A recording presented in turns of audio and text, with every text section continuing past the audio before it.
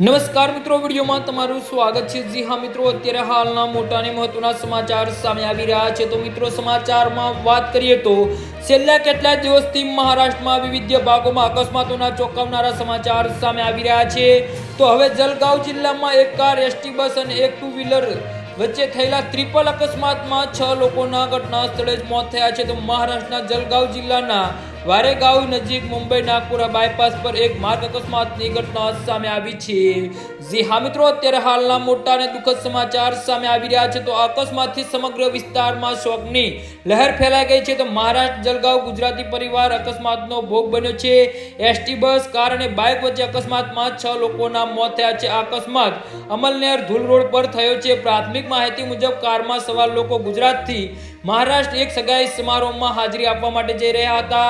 Amalner ધુલ road પર માગરોળ ગામ નજીક હોટલ વૃંદાવન પાસે કાર, એસટી બસ અને મોટરસાયકલ વચ્ચે ટ્રિપલ અકસ્માત થયો હતો। અકસ્માત એટલો ગંભીર હતો કે વાહનો સંપૂર્ણ નાશ પામ્યા હતા। જી હા મિત્રો, તો આના વિશે તમારું શું કહેવું છે તો નીચે અમારી કમેન્ટ બોક્સમાં જરૂરથી જણાવજો અને અમારી YouTube ચેનલને સબસ્ક્રાઇબ કરવાની ભૂલતા નહીં। ધન્યવાદ।